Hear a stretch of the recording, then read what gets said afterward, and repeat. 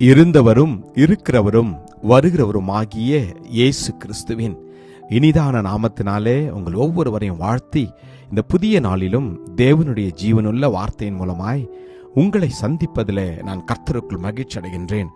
யோபு 10:12 எனக்கு ஜீவனை தந்ததும் அல்லாமல் தயவையும் எனக்கு பாராட்டினீர், உம்முடைய பராமரிப்பு என் ஆவியை காப்பாற்றினது. ஜோப் 10:12 You have granted me life and favor, and your care has preserved my spirit. Amen. கர்த்தருடைய நாமம் மகிமைப்படுவதாக. நம் ஒவ்வொருவரையும் பராமரிக்கும் கர்த்தர் இன்னும் ஜீவனோடு இருக்கின்றார். ஒவ்வொரு நாளும் உங்களையும் என்னையும் அற்புதமாய் வழிநடத்துகிற தேவன் நம்மோடு கூட எப்பொழுதும் இருக்கின்றார். வேதம் சொல்வது போல, இதோ உலகத்தின் முடிவு பரியந்தமும் சகல நாட்களிலும் நான் உங்களோடு கூட இருப்பேன். அவர் நம்மோடு கூட இருந்து அவர் நமக்கு என்ன செய்வார்?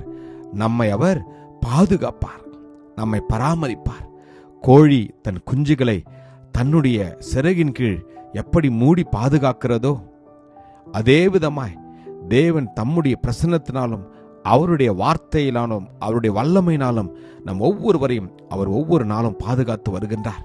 எல்லாவற்றுக்கும் மேலாய் இயேசு கிறிஸ்துவின் இரத்த கோட்டைக்குள்ளே வாழ்கிற நம் ஒவ்வொருவருக்கும் ஒவ்வொரு நாளும் பாதுகாப்பு உண்டு, பராமரிப்பு உண்டு.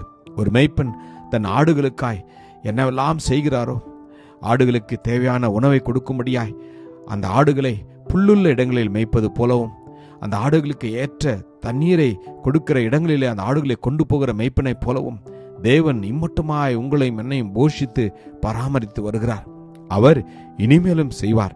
இஸ்ரவேல் மக்களை எகிப்திலிருந்து அவர் கொண்டு வந்து 40 வருடங்களாய் அவர்களுடைய தேவைகளை அவர் சந்தித்தார். இரவும் பகலும் அவருடைய பிரசன்னம் அவர்களை விட்டு விலகாமல் இருந்தது. அதற்கு ஒரே ஒரு காரணம், அவர் அவர்களை நேசித்த நிமித்தமாய். உங்களையும் என்னையும் அன்பு கூறுகிற தேவன், நமக்காக தன் ஜீவனையே கொடுத்த தேவன், நமக்காக தன்னுடைய எல்லா இரத்தத்தையும் அவர் நமக்காக சிந்தினவர். இன்றும் பிதாவினுடைய வலது பார்சத்தில் அவர் பரிந்து பேசிக் கொண்டிருக்கிறார். நம்மை அவர் அன்போடு பராமரிப்பார், அக்கறையோடு பராமரிப்பார், அர்ப்பணிப்போடு அவர் நம்மை பராமரிப்பார். ஒவ்வொரு நாளும் நமக்கு உணவும் கொடுத்து, உடையும் கொடுத்து, தங்க இடமும் கொடுத்து, ஜீவனை கொடுத்திருக்கிறாரே, அவருக்கு நாம் என்னத்தை செலுத்த முடியும்?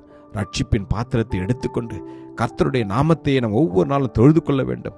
உலகத்தில் உள்ள எல்லா தேவைகளுக்காகவும், உலகத்தில் உள்ள எல்லா விதமான காரியங்களுக்காகவும் நீங்களும் நானும் நம்முடைய இருதயத்தை அதன் மேல் போடாதபடி, அதன் மேல் விட்டு விடாதபடி, நமக்காக இரத்தத்தை சிந்தின இயேசுவின் மேல் நம்முடைய இருதயத்தை நாம் வைக்க வேண்டும். அவரை முற்றும் முழுவதுமாய் பற்றி கொள்ளுகின்ற போது அவர் ஜீவனை கொடுத்து நம்மை பராமரிப்பார்.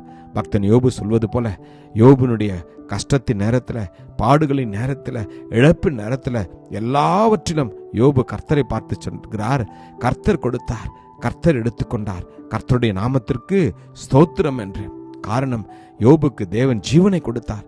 எனவேதான் ஒவ்வொரு நாளும் நான் சொல்வேன், கர்த்தர் நமக்கு கொடுத்திருக்கிற எல்லா ஆசீர்வாதத்திலும் மேலான ஆசீர்வாதம் என்ன தெரியுங்களா? நம்முடைய சுவாசம் தான். நமக்கு ஜீவனை கொடுத்து ஒவ்வொரு நாளும் இந்த உலகத்தில் வாழும்படியாய் நம்முடைய குடும்பத்திற்கும், நம்முடைய பிள்ளைகளுக்கும், பெற்றோருக்கும், உறவினர்களுக்கும், நண்பர்களுக்கும், சபைக்கும் நம்மை அவர் ஆசீர்வாதமாக வைத்திருக்கிறார். நம்ம அர்ப்பணிப்போமா? கிருபையும் இரக்கமும் நிறைந்த நல்ல தகப்பனே, இந்த நல்ல நாளுக்காக உமக்கு நன்றி அப்பா. எங்கள் ஒவ்வொருவரையும் அப்பா பாசத்தோடு எங்களை பராமரிக்கிற நல்ல தெய்வமே, உமக்கு நன்றி அப்பா. அன்போடு எங்களை பராமரிப்பதற்காக உமக்கு நன்றி தகப்பனே. ஆமாண்டவரே, ஒவ்வொரு குடும்பங்களையும், ஒவ்வொரு தனிநபர்களையும் நிர்மட்டமாய் ஆண்டவரை பராமரித்து போஷித்து வந்த நம்முடைய கிருபைக்காக நன்றி. தொடர்ந்து ஆசீர்வதித்தருளும். இயேசு கிறிஸ்துவின் வல்லமையுள்ள நாமத்திலே ஜெபிக்கிறேன், ஜீவனுள்ள நல்ல தகப்பனே. ஆமென். God bless you. Jesus loves you. Amen.